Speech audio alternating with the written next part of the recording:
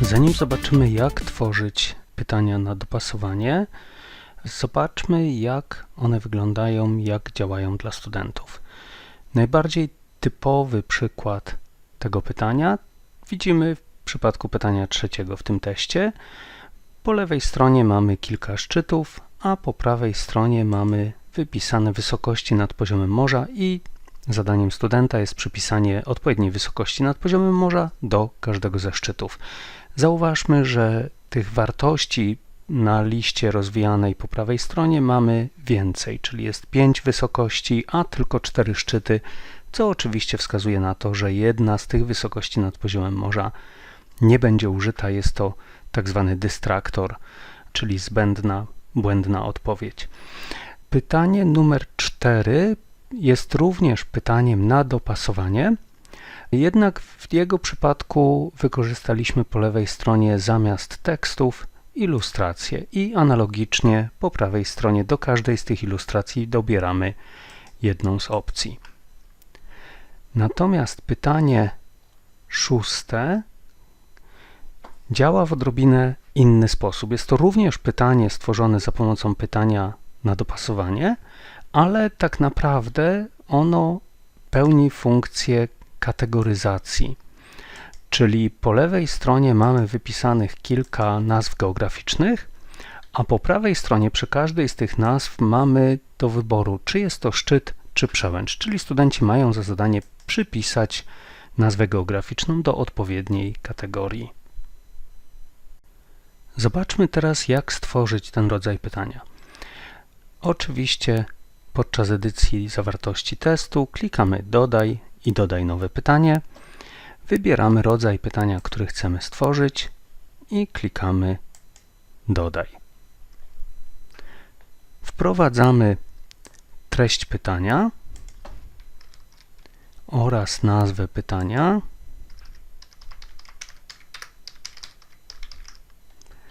A następnie poniżej w polach pytanie 1 i odpowiedź, pytanie 2 i odpowiedź, pytanie 3 i odpowiedź i tak dalej wprowadzamy poprawne pary, czyli Świnica ma wysokość 2302 metry nad poziomem morza, Rysy mają wysokość 2501, Giewont ma wysokość 1894 i jeśli potrzebujemy więcej niż 3 pary do dopasowania, klikamy przycisk kolejne 3 pary pustych pól i możemy wprowadzać również opcje numer 4, 5 i 6, czyli Kasprowy Wierch ma wysokość 1987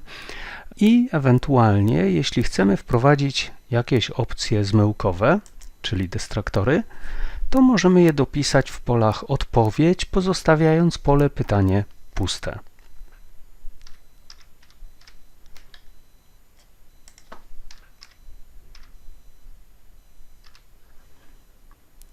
I to właściwie wystarczy. Tak skonstruowane pytanie będzie już poprawnie działało. Wystarczy je zapisać. Pamiętajmy tylko, że w tych polach pytanie 1 i odpowiedź do pytania 1, pytanie 2 i odpowiedź do niego i tak dalej wprowadzamy poprawnie dobrane do siebie pary. I na dole strony klikamy Zapisz zmiany i nasze pytanie jest już gotowe. Pytanie z ilustracjami wprowadza się w analogiczny sposób, więc nie będziemy przez cały ten proces przechodzić ponownie. Zobaczmy sobie tylko, jak to pytanie zostało skonstruowane, wchodząc w edycję tego pytania.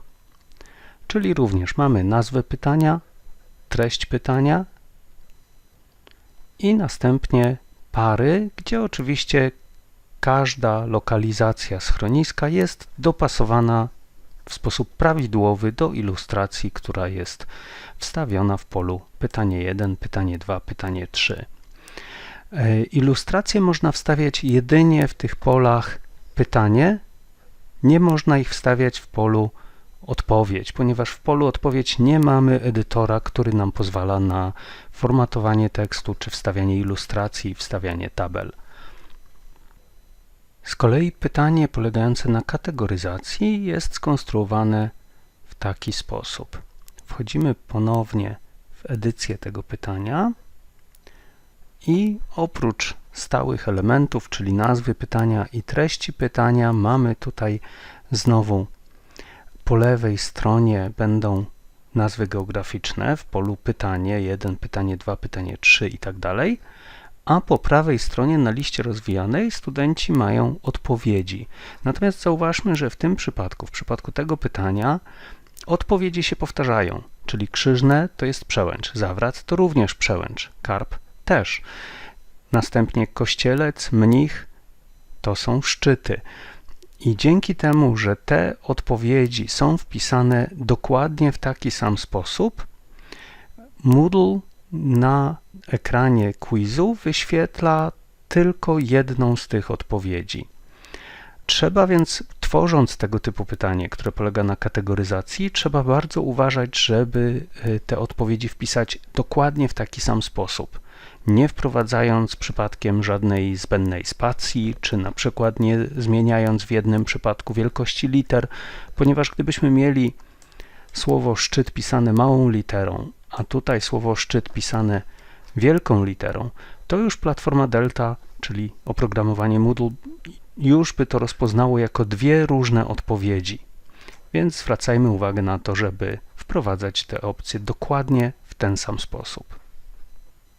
Pytanie na dopasowanie ma jeszcze jedną ciekawą cechę, która pozwala nam zmienić funkcjonowanie tego pytania w taki sposób, że będzie ono działało jako pytanie na ustawianie czegoś w konkretnej kolejności.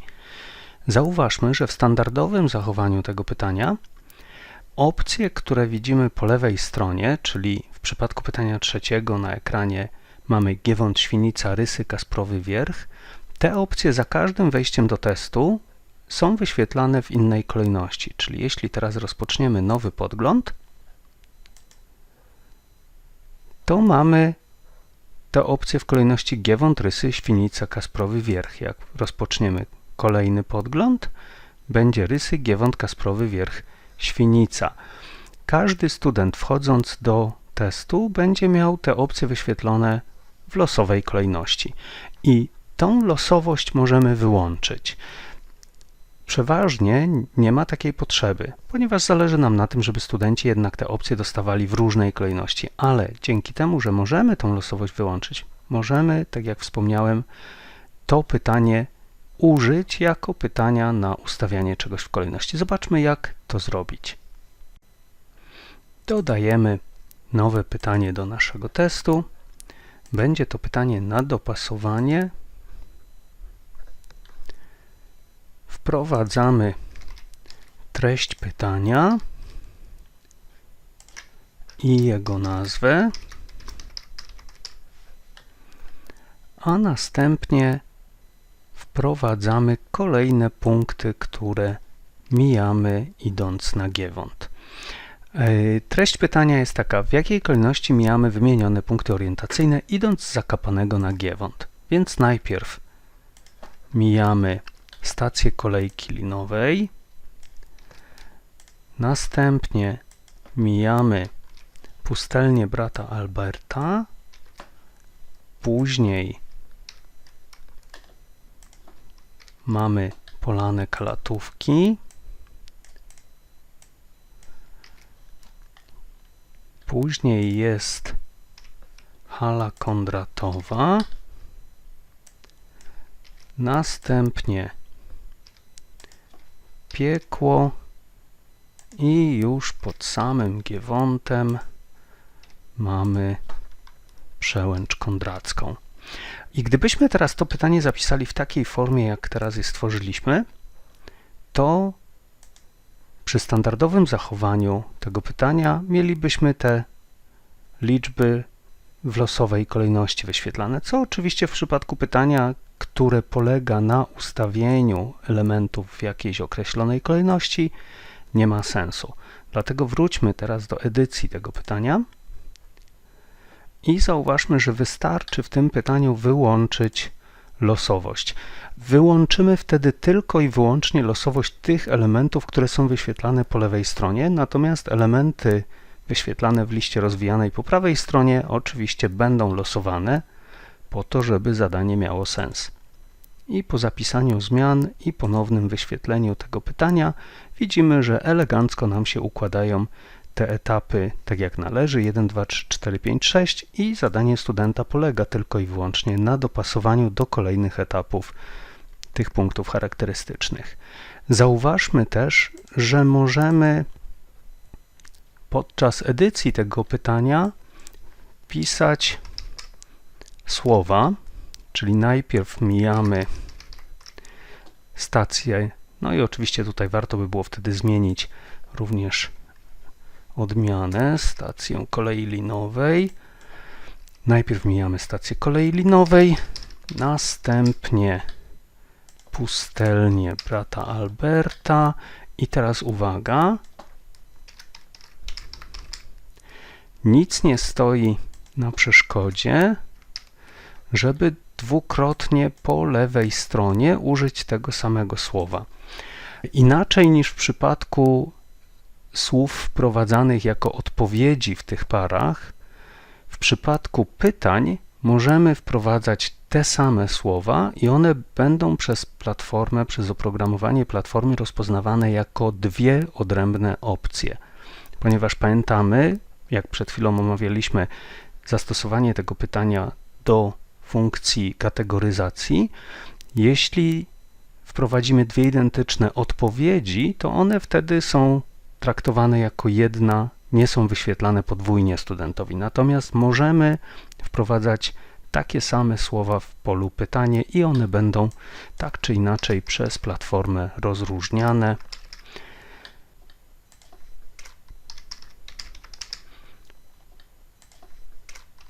Wprowadzamy je w ten sposób i po zapisaniu zmian nasze pytanie wygląda w ten sposób.